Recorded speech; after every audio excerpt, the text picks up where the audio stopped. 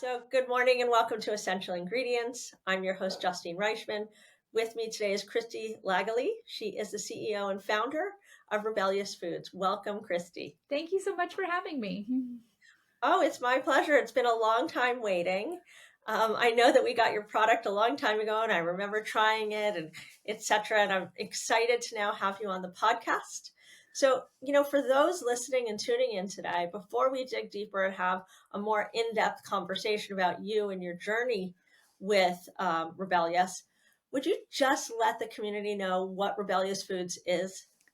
Sure. So, Rebellious Foods is a manufacturing technology company working to make plant based meat available and affordable for everyone. And the way we do that is we develop new food processing equipment and we deploy it in order to make our products at price parity and quality parity with animal meat counterparts. Wow, so that's super interesting. So tell me, what inspired you to create this company? Yeah, so I started the company in 2017. I had been actually long time vegan, and I had actually had my career in the aerospace industry. So I'm a mechanical engineer by training, and while I care about animals and human health and climate change, I personally was vegan, and so as a result, I lived those values in my personal life, but as a professional, I was working at Boeing commercial airplanes, ATK space systems. I even worked on the early version of the James Webb Space Telescope. So I loved doing that work. But eventually, after about almost 20 years in the aerospace industry, I really wanted to combine my personal values with my work time and decided that there must be an opportunity out there where I could make a difference in all of the ways that industrial animal agriculture is harming our society. So I spent a lot of years looking into that, and probably as many as 10 years kind of thinking about that particular question. And to kind of make a long story short, I decided that probably one of the best ways for me to make a difference in replacing meat was not just doing meatless Mondays or advocating for, more vegan meals, but essentially figuring out how to make plant-based meat, kind of that direct meat replacement, more available and affordable to everyone. That's amazing. I mean, your journey is amazing, and how you utilize those skills with your interest in connecting the two to build something that was really meaningful and impactful is just, I mean, everybody's inspiration, right? For how to do what they love and throw their passion behind what they want to do to make a difference and make a living and create a better world. So, yeah, of course. I'm always inspired by people that are able to take their passion, take their, their fundamental values and incorporate that to not only just make money, but to have it make a difference. Yeah, exactly. And that's what I really love about what I do now. I actually really loved being an aerospace engineer too. I found it interesting, contributing to the wealth of human knowledge, understanding our solar system, and understanding how we can, be better citizens of Earth. But by intensifying that passion into my work, it was a real opportunity to kind of um, sometimes they say not have two jobs, where it was like a volunteer job and also a regular job. But honestly, I work probably more hours now than I did ever then. So, Right, that's the challenge of being an entrepreneur, yeah, right? I don't exactly. think, as an entrepreneur, I don't think anybody's more motivated than the founders. Well, I think so too. I would have to say I have an amazing team that is also really interested in replacing meat on a large scale, serving schools, hospitals, universities, people that may not necessarily have gotten access to meat replacements, but very much want it. And so I feel like we have a dedicated team all around, but there is always that issue that at the end of the day, the buck stops with me. So. Right. Yeah, of course. So when you originally started this company, um, and you were talking about actual chicken and protein rich plants. How did you build out what you wanted and to be able to achieve what you were looking to create? Exactly. The overarching plan was that I could see a lot of movement in the plant based meat space. Plant based meat at the time was just a fraction of a tenth of a percent of the meat industry. So we weren't exactly using meat replacements to replace meat on a large scale. And yet, to address global climate change, human health, and animal welfare, we really needed to start moving the needle when it comes to meat. The what I saw as the opportunity is that we were essentially making plant-based meat in like the oldest, most archaic way possible. Like we might have some new products and really good new products, and products are getting better every day, but we were still making them in a way that was just so archaic. And that was fundamentally my skill set that I could bring to the table. So, as a manufacturing and tooling engineer at Boeing Commercial Airplanes and previously at ATK and at other companies that I had worked at, I was developing tools, developing designs, things like that to figure out how to make things faster, better, and cheaper. So I really started to think about, okay, is it possible to start a company to develop the tools to make plant-based meat faster and better and less expensively? So by through automation technology, through continuous production technology, things like that. And it really was like trying to match a skill to a problem and feeling like they should fit, but not exactly sure how. And I think that's often like the journey of an entrepreneur. You know, maybe you have an idea for a good product, but how to make that into a business is a really big question. Um, and that was the question that I was grappling with too. So I started the company as Seattle Food Tech, which is still our corporate name. Seattle Food Tech it was existed to develop the equipment to make plant-based meat faster, better, and cheaper, and to solve a lot of the fundamental quality problems that we see and the volume availability problems, and certainly the price problem. So plant-based meat is typically 3 times the cost of animal meat, except if you buy Rebellyous, we tend to be much closer to the price of chicken because we can make it so much more efficiently. But the benefit that what we had to put into that to make that happen was to completely redesign the production system, and that's what we did. So like I said, I started Seattle Food Tech in 2017. In late 2019 we added the brand Rebellious Foods because not only did we realize that we had to build the equipment to change the process, but we had to actually use the equipment to make product, because the food industry is hard to change. And so as a result, being the change you want to see in the world is one of our mantras. Building the change you want to see in the world is one of our mantras. And so it was really, really important to us that we not just be the developers of new technology, but the users of new technology. That makes sense, especially if you're advocating that this is a more efficient solution, better for the environment, better for the product, makes it more accessible. It seems like it only makes sense. And I'm curious because you're a technology company. Is there a point where you will be a supplier, like a manufacturer rather, for other companies building plant-based products? Well, so it was more about, it's kind of somewhere in between. It was really more about solving the problem that had never been solved before.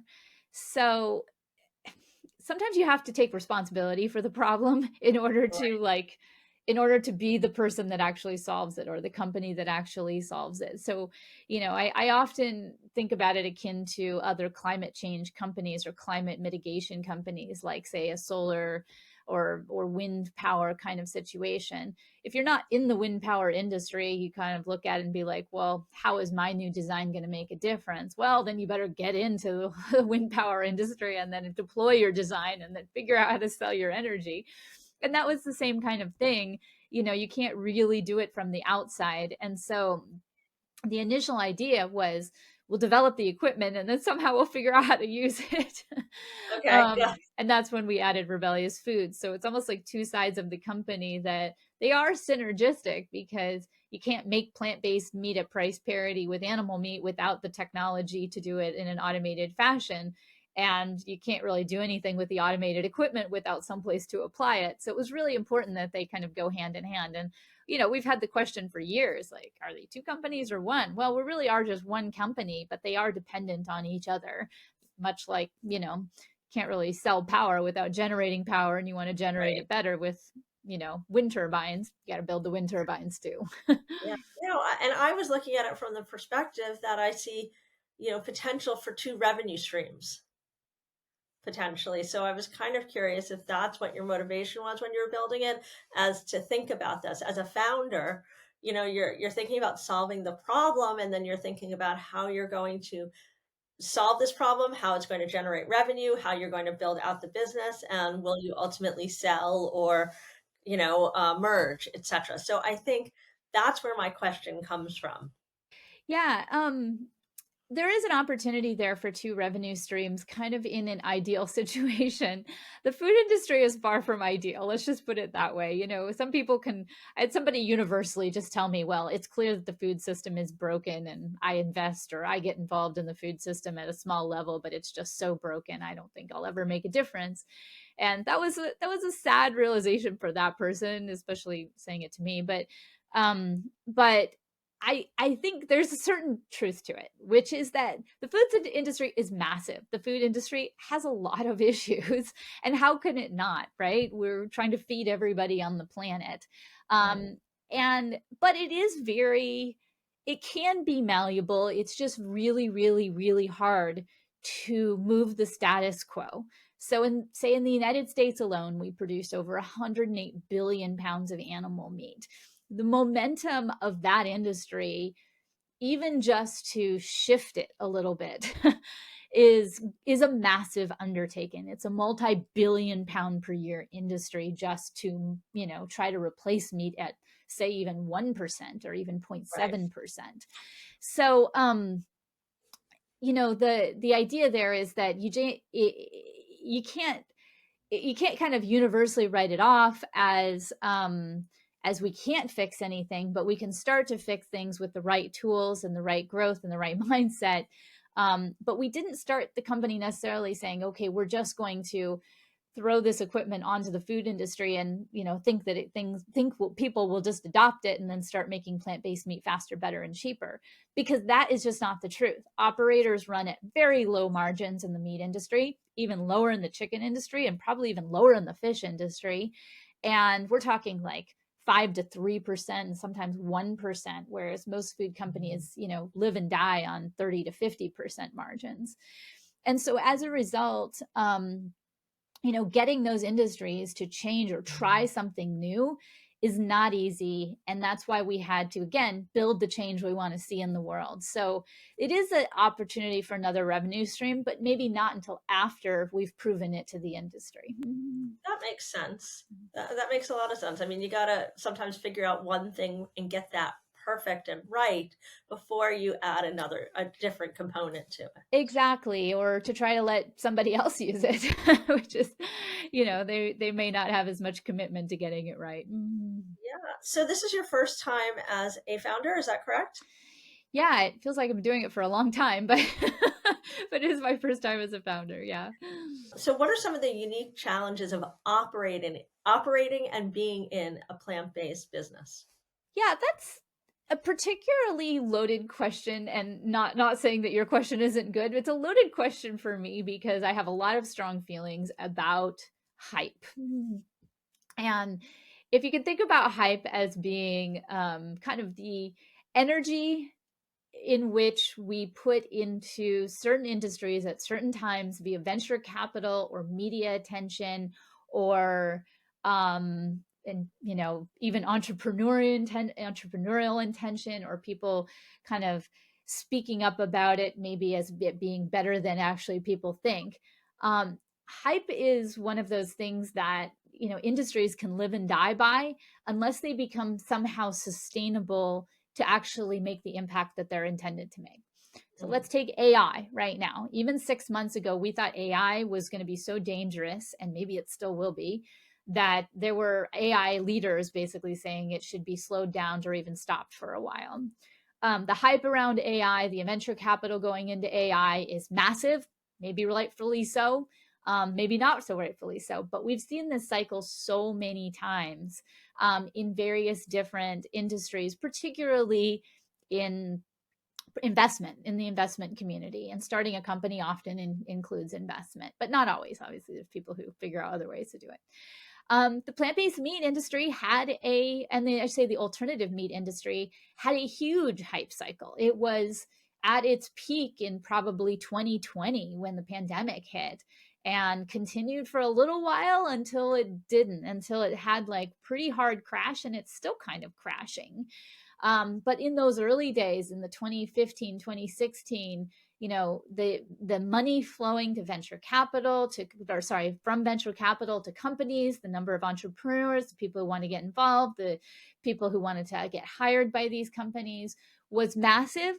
And honestly, given the need in the industry to replace meat on a large scale, probably justified. But one of the challenges that we found about being in the plant-based meat space is that there were a lot of decisions and a lot of understanding of the industry that kind of just didn't get fully blossomed as a result of that hype. Right. And in the year or two after, like maybe the year 2022, I think is when it was, when we really started to see things go down. I wrote an article called how happy I was to see the end of the hype cycle for plant-based meat, because now we can really get to work. Right? Like it can really solve the problems, because hype doesn't make meat. Hype No. doesn't replace meat. Hype doesn't feed people. Hype does not make sure the school lunch programs have, low sodium, low saturated fat meat replacements to replace their, high saturated fat chicken nuggets. So I really found that to be one of the most challenging things. And also this belief that somehow we could make a company overnight and it would be instantaneously successful in less than 3 years was part of that hype cycle that made it such that there was just this huge disappointment within the industry when the hype, dissipated, and a lot of companies went out of business because they couldn't get funding again, because maybe what they were doing just wasn't understood outside of the hype cycle. So I guess what I'm trying to say is that um, I really believe in tangible reasons to be a sustainable company. I Mhm. really believe that you have to be obviously making money. You have to be able to meet the needs of your customers. You have to be good at it. Your product has to be good every single time. And those are things that, if you put into your latest chat GPT, that's probably what it would say to you. But it never has the chat GPT said, start a hype cycle to make everybody think this is an instantaneous success. Right. Yeah. Because that doesn't really work. It just works when people think it's working. And so I'm really, really glad that we are kind of post hype cycle, and that we're really looking at these companies, our company, as well as other companies in these industries, as leaders in sustainable growth towards a better future, Mhm. rather than a flash in the pan that could end tomorrow. So there's a couple of things that you touched on that I just want to explore a little bit further. One is funding. So I'm going to imagine that your company, because you're building the machinery and all the different things, Yeah. and you need to put that together, took a lot to get off the ground. Yeah. Would that be a correct statement? So Yeah. so when you did that, were as a founder, were you like, okay, I'm going to fund this myself. I can't get this done without funding. What was that process like, and how did you make the decision for your next steps? Yeah, that's a great point. And I have met many founders who started their companies, especially in the early days or even the first few years, that for whatever reason they were able to bootstrap it, because maybe of the type of company it was, or maybe they were just better at it than me, but they were just able to bootstrap it. Or, and this I ran into a lot in Silicon Valley when I went through the Y Combinator program, there are a lot of founders that were founders because they made a lot of money in their earlier days in their career and just had the money to kind of invest into their own venture. Right. That was definitely not me. I was a workaday engineer at Boeing Commercial Airplanes, and maybe had a little salary just saved up in case of a rainy day, but that was it. I absolutely needed venture capital in order to start the company. But more so, I really do believe that venture capital for technology development is a good use of venture capital. I'm less convinced, not entirely unconvinced, but I'm less convinced that a that it is the best use. Venture capital is best used by a really intensive marketing effort for an unproven brand. Right. And that seems so obvious now, right? Like after the hype cycle dies, but everybody thought that in the early, in the earlier days of plant-based meat, grow at all costs, invest in marketing, that top line sales tells everything. Even if you're not profitable, even if you don't make margin, even if you're burning cash. But what I truly believe is that by investing in the technology to actually make products that have high margin or make products that have margin at all, or that are addressing other social justice harms like replacing meat on a large scale, um, or and are fundamentally creating a flywheel model for a company that it can reinvest in itself, is a good use of venture capital money. So I started, like I said, I started the company as Seattle Food Tech based on the technology idea. And we didn't add the brand till later, when we knew we could start to really create a runway, or a running start in the market, so that when that technology was ready, which it is now and now deployed, we can use it to bring that margin to fruition and to, build on that flywheel of a better and stronger company that can then reinvest in itself. Now, that doesn't mean we can create such a high margin company, especially in this industry, in chicken replacement, that we can necessarily invest in another whole technology cycle. So there's real value in having more venture capital for the next stage of our efforts, which is the next level technology development. But at least we've proven ourselves once. We got it out there, it's in a Yeah. commercial facility, and it's working. What were some of the biggest challenges around raising money for you? Because this is your first time doing it too, and your first time as a founder. Yeah, I would say belief that it was a batshit crazy idea. I Okay. mean, I remember in the early days, because I actually went through Y Combinator after I raised $1 million on my own for the company. So I knew people from my network that were interested in meat replacement on a large scale. That is what we do at Rebellyous, right? We serve large customers with large processing technology at at the lowest price possible, so that we can make margin, etc. But in those early days, the idea that plant-based meat wasn't made efficiently, and therefore it wasn't, that's why it cost so much and people just weren't buying that much of it, was a real ingrained belief. So really addressing that belief was probably one of my biggest challenges in raising money, that it was a problem in the first place. And I think a Mhm. lot of founders have that issue, but some problems are much more obvious than others. How more efficient the meat industry, that is the plant-based meat industry, is not obvious to the vast majority of investors. Unless you're the person who has tried to make plant-based meat in your facility, you don't really know how hard it is. And so that was really hard to get across. I actually had one investor literally say, I can't invest in you because all you're doing is figuring out a better way to mix things. But any cement plant person, any pharmaceutical person would have been like, are you kidding? Mixing things well is one of the hardest things we do, right? Like, so the venture capital world can sometimes be very distant from the actual world of problems. And so figuring out how to educate people on that point was important. And just to add to that, one of the things that I learned at Y Combinator is you had to have an elevator pitch. And Mhm. for years, just like every other founder, worked on that elevator pitch. Rebellyous Food makes plant-based meat faster, better, and cheaper through automated technology. And I could do it now, but that elevator pitch at that time wasn't always sufficient. I really had to realize that sometimes I had to break the rules and really explain the nitty gritty stuff, and that was okay too.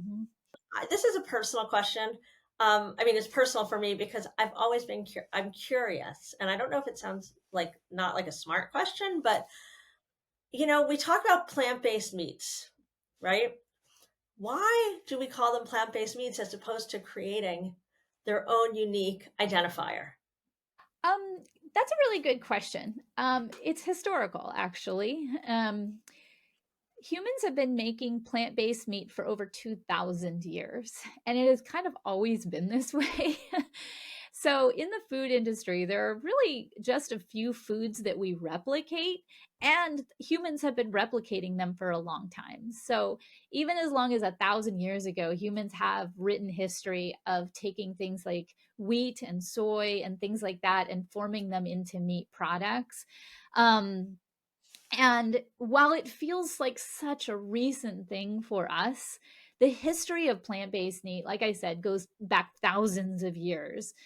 2,000 years written history, 1,000 years of plant-based meat written history, where people have been doing this.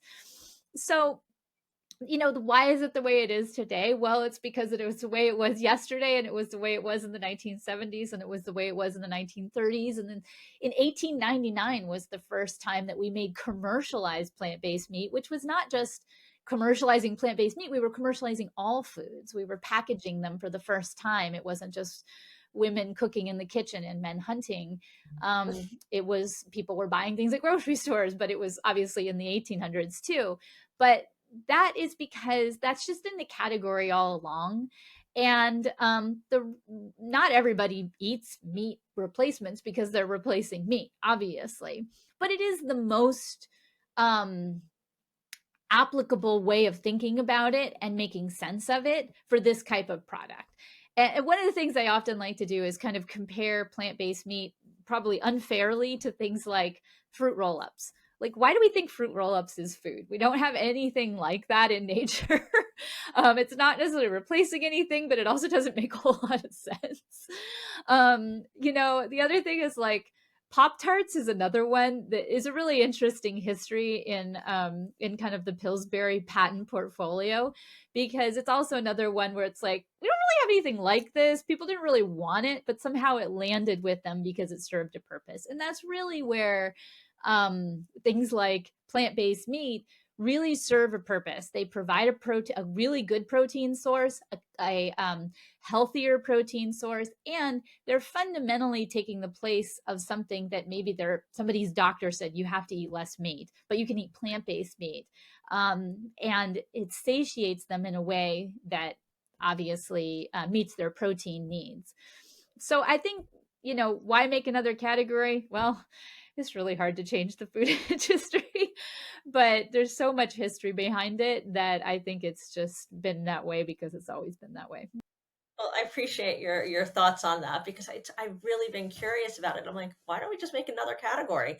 Then you're going to hit people that are just interested in it, whether they're interested in plant-based or not. They're just going to be interested in this category, and we're not pigeonholing it or creating a stereotype around it. So those people that are like, ooh, vegan, or ooh, this, or ooh, that, where there's you know, uh, sort of a light over it where people are like, there are people that just are not interested in it. But if there's a new category, would you potentially get those vegan and vegetarians, but also the others that are food curious? Yeah, exactly. And I think there's a real argument for that. And there have definitely been companies who tried and were successful in building that category. They're still attached to the plant-based meat space, but Field Roast is a fantastic example of that. They have never tried to make their products taste like meat. They just made really good protein products and have a very loyal following, including me. But again, they don't necessarily purport to being a meat replacement. They just, they make sausages. They just don't have to be made of animals. So the other question that I have for you, as you were talking about health, and I've had this conversation with a variety of people, whether it was around Impossible Burger or just different things, is that some of the plant-based meats, um, traditionally or in the past, have had some fillers, some other things that weren't necessarily healthy for us. So, how do you combat that with your product and those questions and those concerns? Because I think that it is a real concern. You want something that's healthy, and just because it's plant-based does not mean it's healthy. Yeah. I mean, I think that in the better for you category of food, we've always known that we're not necessarily saying this is the healthiest thing you can eat, but it's better for you than the thing that you were going to eat. In this case, processed chicken products. So, for example, our products have a very minimal ingredient profile. We don't have any artificial flavors. We use yeast based flavoring. The one thing that some people bring up is the issue of using methyl cellulose as a binder. But that's literally the only thing in our product that some people have an issue with. And methyl cellulose is a very, very old food industry ingredient. I think it's been around for well over 100 years. It is primarily used in baking, crackers, cookies, things like that. And it is primarily used in salad dressings and soups and things like that, just to make them thicker. It's a thickening agent like starch. Other than that, our products don't have those types of issues. In fact, we almost never, if ever, get those kinds of complaints. Mhm. Um, but I do understand that there are more there are more people who are just looking really stringently at some of the older meat replacements.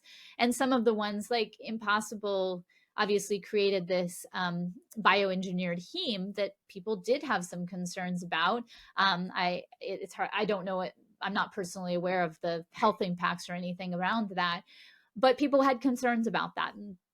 But I think that's where you're seeing an incredible movement towards, products like ours that are, just what you need in order to make it the best product possible, but nothing more, nothing that's going to really concern people, especially once they look into the methyl cellulose is just starch. And then thing, what I'm really interested is to see the evolution that Beyond Meat has made, which I really applaud them for their efforts to continue to refine their products to be more and more heart healthy. They have already gotten the seal of approval from the American Heart Association. They work closely with them. But those heart healthy options really address that market that is going to eat meat anyway. But Mhm. if, there are definitely a whole category of Americans and probably millions of Americans who eating meat on a Sunday afternoon may not mean they're not here on Monday morning. And Right. so, having these options out there for that person to enjoy the barbecue without actually eating meat so that they are here on Monday morning is absolutely critical. So I think, those are much more high cost products than our products, but I really applaud Beyond for continuing to do that recipe refinement to the point where they have the seal of approval from the American Heart Association. In our case, we have a very minimal ingredient list because we primarily serve the National School Lunch Program. In fact, methyl cellulose is the only concern that we hear about sometime, and it's also in chicken products in the Right. ones that we're replacing. So we're doing our best, but there's also no health effects of methyl cellulose. It's like I said, it's been used in the food industry for well over 100 years. So that's usually where I go with it. If there are concerns about the ingredients that you have in a plant-based meat besides what I've already talked about, definitely contact the company. And I think more and more companies understand that that minimal ingredient option is really, really the way to go. So as you've now, you have a few years behind you now and you've built the technology and you've created Rebellious. What are your plans for the future? Yeah. So the goal for Seattle Food Tech, which again was like the corporate name of the company I first started, and Rebellious Foods exist so that we can make plant-based, to get plant-based meat out to everyone who would not otherwise be able to afford these products had they not been made more efficiently and more effectively and high quality. So schools, hospitals, universities, we serve largely the National School Lunch Program, and we're very proud of that. Um, but there are over 14,600 school districts in the United States. We currently serve 275 of them. And that reaches about 4 million kids, but there's a lot more kids in the United States than that. So we have a long way to go. And so what we believe the best opportunity is to take our new technology, our new processing technology that we call the Mach 2, which is just food processing equipment that we recently deployed in July, and getting it out to more places so that we can produce price parity, quality parity, plant-based chicken for even more locations. Because the problem right now is as we grow as a company, we're going to need more product, more facilities to make our product. And our Mach 2 only exists in one place right now. So as it's getting up and running, we're going to see the value there. But when it's time to move to a new facility, we're going to need to build another one and another one and another one. And so this is what gets back to our original vision for the company, which is that having the right technology to make plant-based meat not only enables a company to grow, at with products at the right price, but also it creates a pathway for food processors to become plant-based meat producers.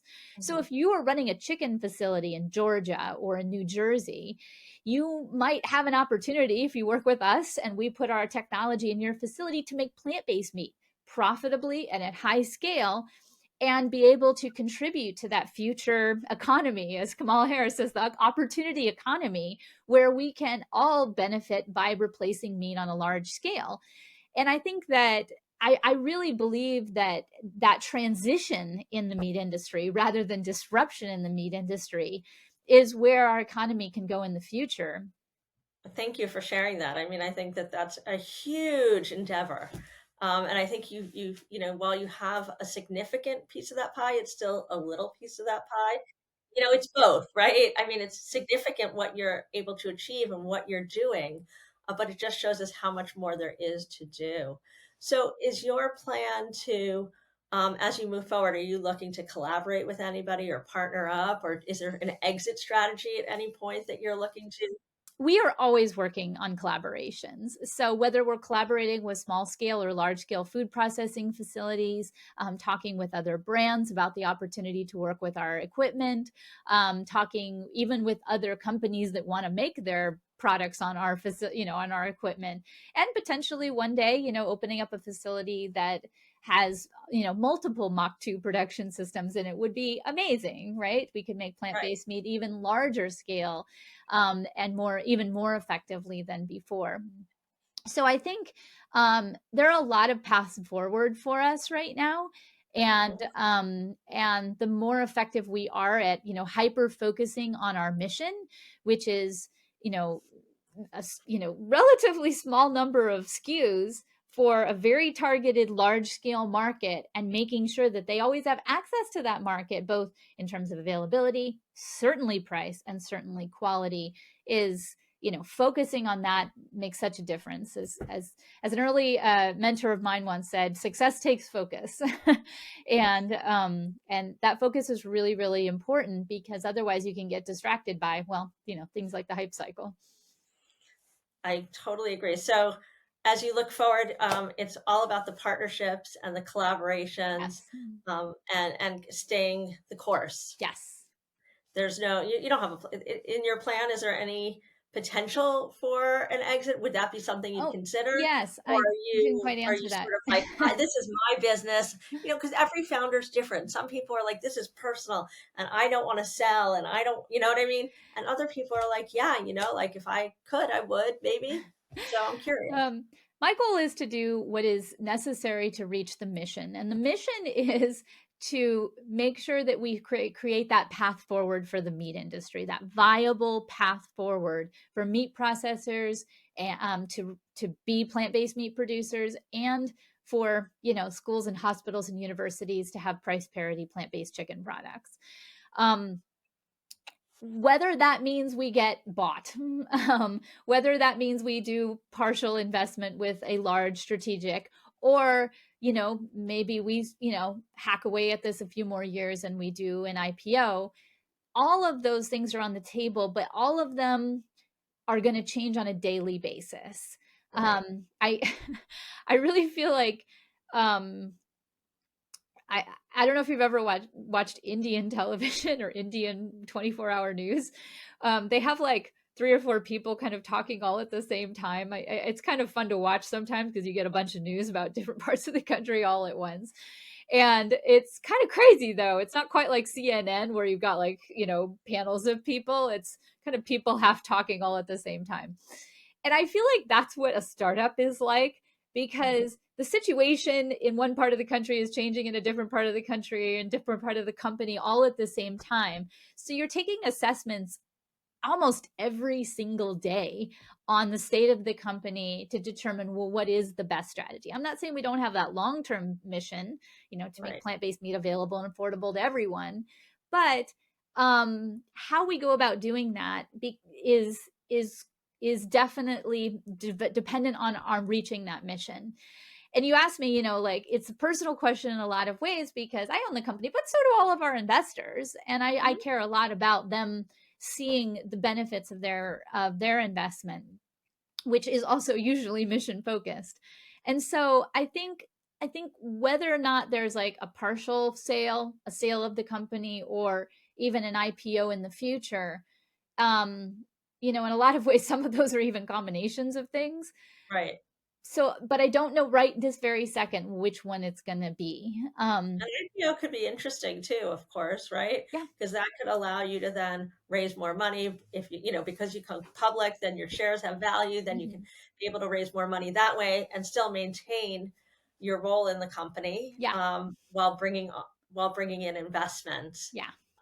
So I could see why that would be compelling. Yeah. Thank you. Yeah, I think that's extremely compelling. But there are a lot of options, even merging with another company might be an option, although that's not a huge priority for us right now. But if it was the right company with a whole bunch of volume that we could put to work on low cost production, that's very of interest to me. Awesome. So, I know it's kind of time for us to wrap up a little bit and we could go on for ages because I've got so many questions. Why chicken but not beef? I mean, and then That's an they easy go one. on. That's an easy one. Okay, shoot, tell Yeah. me. Why chicken, Chicken not is beef? the most consumed meat in the world. In the United States alone, we produce 108 billion pounds of meat. 52 billion of it is chicken. Roughly half of that chicken is processed chicken, chicken nuggets, tenders, and patties. It is single handedly the biggest segment of the food industry. Mm. Wow. So, with that being said, would there ever be an opportunity or a potential for you to then, do beef or any other kind of meat? Yeah, so we can actually use our Mach 2 technology to do beef. I think this is where success takes focus is a really important issue. If we were to do beef or produce beef, I would really like to partner with somebody who understood that industry. You know, what a lot of people don't quite understand about plant-based meat is that you really have to understand the industry that you are replacing. I don't understand the beef industry, but I do understand a lot about the chicken industry. I understand a lot about margins, their financials, what's going on in there, who's fired and hired at Tyson and Purdue and everybody else, because it matters how my customers buy our products is based on how they would not buy their products. So the same is true for beef. If I'm going to learn about beef or fish or pork, those are very different industries. And I would want to work with an expert that knew those industries well. Mm. Christy, thank you so much. This was so enlightening, so inspiring, and I feel like I got a whole wealth of knowledge here that I did not have before. So, thanks for sharing that with our community. And I'm so excited to see how you guys progress, both with the technology and in the space and producing products. And maybe there'll be some new SKUs we can look forward to. Who knows? Yeah. Well, thank you so much for having me. It was an absolute joy to chat with you. Mm. So, for those that are tuning in today, don't forget you can hear our podcast weekly on any place you choose to listen to your podcast, whether that's iTunes, Spotify, iHeartRadio, etc. So, don't forget to tune in. Every new episode each week is on Tuesday morning, and you can tune into YouTube to watch the video cast of this episode.